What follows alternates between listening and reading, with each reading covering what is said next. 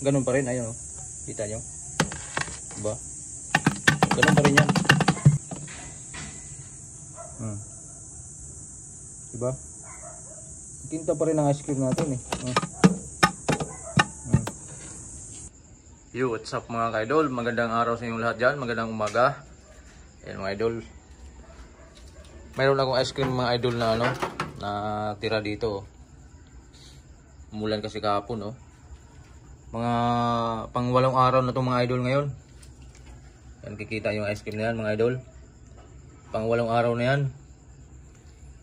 Yan, hindi ko na itinda mga idol dahil sunod-sunod yung ulan. Tapos kahapon may lakad ako, nagsimba din ako kahapon. So ngayon ko pa ito itinda mga idol pagka yan, pag gumanda yung panahon ngayon. Yan. Kasi yung gilid mga idol. Yan.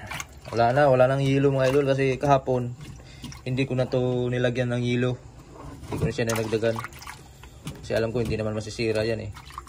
Kasi ngayon ititinda ko na to. Yan oh, wala nang hilo yan mga idol, puro tubig na yan oh. Tapos yung ice cream tingnan nyo pa mga idol. Talagang hindi siya lusaw. Yan oh. Buo siya eh. Buo pa siya. Pero ano na yan, malambot na yan mga idol. Napakita ko sa inyo. Ito malambot na to pero ano lang siya, talagang hindi siya na, kumbaga hindi siya nagtubig. Ayan oh. Kita nyo? Kumbaga ano siya eh. Ayan oh, buo pa rin siya. Hindi, parang hindi siya na ano, agnas. Hindi katulad nung ano, yung ice cream na nabili ko doon sa Baclara na kabibigay pa lang sa'yo, tumutulo na agad sa kamay mo. Napakahirap pagka ganun. Yan oh. So maraming nagtatanong doon mga idol tungkol doon kung bakit mabilis malusaw yung ice cream. Ayan.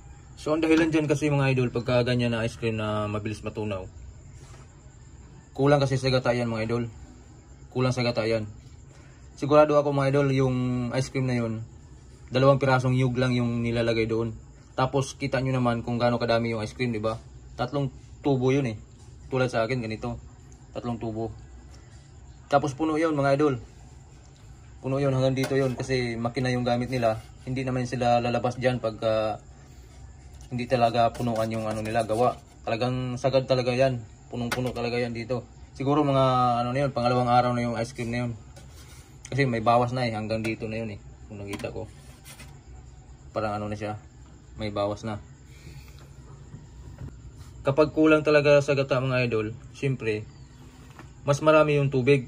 Mas marami yung tubig na nailagay natin, na ihalo doon sa ice cream natin. Kasi kunti lang yung gata natin eh. Kapag marami tayong gata mga idol, katulad sa akin, maraming gata yan, kunti lang tubig na halo ko dyan. Kaya ganyan yung ice cream natin na kahit anong gawin natin dyan, talagang ano pa rin yan. Sulit pa rin yan kasi yun nga. So ganun po yung mga idol na ang dahilan dyan na kung bakit mabilis matunaw yung ice cream.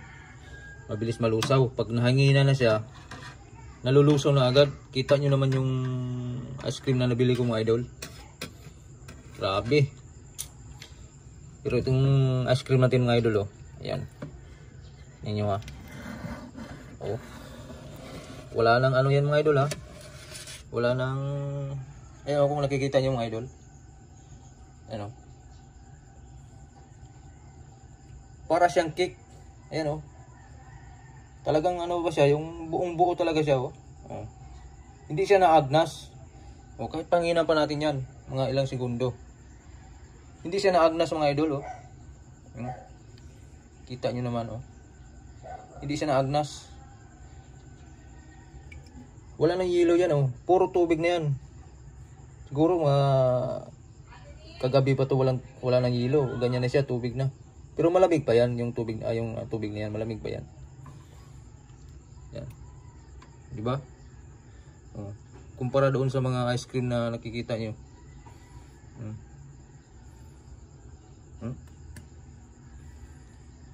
Talagang buong buo siya. Di ba? Kasi yung gata na ginamit ko dito mga idol, siguro nasa mga 12 12 o 13 piraso yung gata. Mas malalaki pa yun ha. Malalaki pa yun kasi ano 2 kilo. Tapos yung ice cream ko mga idol hanggang dito lang. Kita nyo naman pagka gumagawa ako ng ice cream, hanggang kalahati lang. Dito lang talaga yan. Yung tatlo na yan, kalahati lang, hanggang dito lang yan. Kalahati lang. So di ba? Napakadaming, kung ikumpara natin, napakadami siyang gata. Napakadaming tuno. Yan. Tapos kung gagawa ka ng puno dito, yan, punuin mo yung tatlo na yan. Tapos lagyan mo lang 2 nyug, ay wala yun mga idol. Hindi mangyayari yung ice cream natin dyan. Alam niyo mga idol, nakakainis talaga pagka ganyan. Na kahit kung tayo ang mga customer, tapos pagkabigay pa lang sa ice cream, nalulusaw na agad, hindi mo pa nakain, tumutulo na agad sa kamay mo. Napakahirap yun, napakahassle yun sa natin. So dapat hindi ganun yung natin, ice cream kasi napaka yan sa mga customer natin. Hindi tayo balik-balikan yan. Wala tayong mga suki niyan pagka ganyan mga idol. Ayawan tayo niyan pagka ganyan Siyempre, hindi naman maganda yung natin, performance ng ice cream natin. Wala tayong suki niyan. Puriyan na lang kung doon ka sa mga maraming tao magtitinda, kasi yung mga tao doon, paiba-iba yung mga tao doon. Sa isang araw, paiba-iba yung tao na makasasalubong mo. Pag dito, halimbawa dito sa sa probinsya ka, tulad dito sa Cavite mga idol. Yan, dito sa tinitindahan namin na araw-araw talaga. Dito lang talaga kami sa sa loob ng mga subdivision, pabalik-balik. Kung ganun yung ice cream natin, wala na. Kahit 5 piso siguro hindi tayo mabintahan. So yun lamang po mga idol, dahil sa ngayon marami pa po talagang mga hindi pa talaga nakakuha ng mga sikreto dito sa ice cream. Basta lang gawa ng ice cream, tapos tinda, yun na yun. Pero sa mga diskarte mga idol, tungkol dito, napakahalaga to. Tulad nito ngayon mga idol, kung yung ice cream ko na yan, ilang araw na yan. Siguro kung sa iba yan, hindi ko naman pero siguro kung sa iba, kasi siyempre magkaiba-iba ang gawa ang proseso sa paggawa Iba sa kanila, iba sa akin din. Siguro kung sa kanila, yung 3 araw, siguro mga idol, parang hindi na maggalaw yung ice cream, parang hindi na nila itinda pagka ganito. Pagka ganyan na, yan hindi na maitinda yan. Kasi sigurado ko, wala na yan. Panis na yan. Sira na yan Yan Bumbuo yung ice cream natin. So ang gagawin ko dyan ngayon mga idol,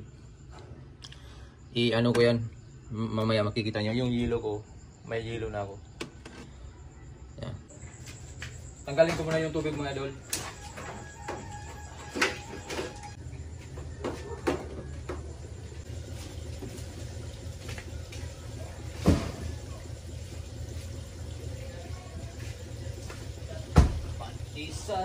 Pandesal.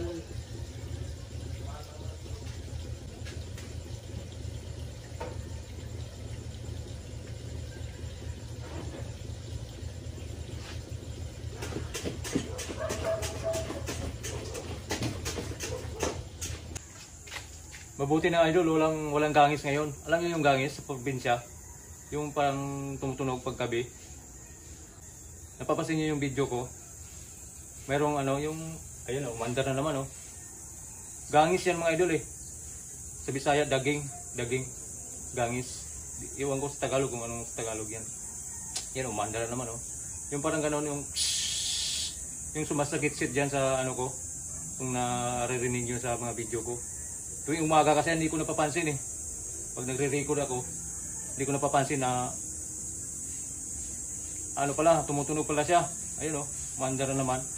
Yan, narinig nyo dyan. Ayun Yun. Gangis yan mga idol Kaya papatayin ko muna. Ayan na mga idol Yan. Nalagyan ko na ng panibagong yelo at asin. Yan. So ang gagawin ko dyan mga idol, ganito lang yung gagawin ko dyan. Ayan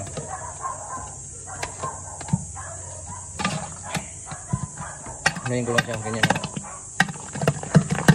Ayan.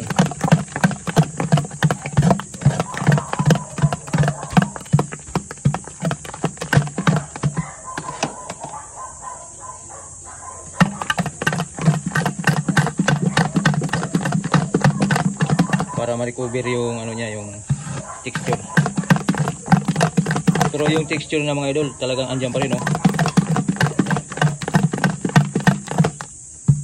Yung texture na yung ginawa ko siya nung bagong gawa. Tsaka ngayon, ayun mga idol, ganun pa rin, ayun, no? Kita nyo? Diba? Ganun pa rin yan. Talagang walang gaspang siya, wala kang maano dyan na magaspang mga idol, oh. Yun, oh. Pag tumigas yan mamaya, ganun pa rin. Ice cream pa rin, ganun pa rin siya. Wala pa rin pagbabago. Ano lang siya, natunaw lang siya ngayon kasi hindi ko na nilagyan ng yelo. Ayan. Ayan. So ganun din dito sa dalawa ang gagawin ko dyan. Ganyanin ko lang siya. Ayan. Diba, makintab. Ayan, o. Diba? Kinta pa rin ang ice cream natin eh.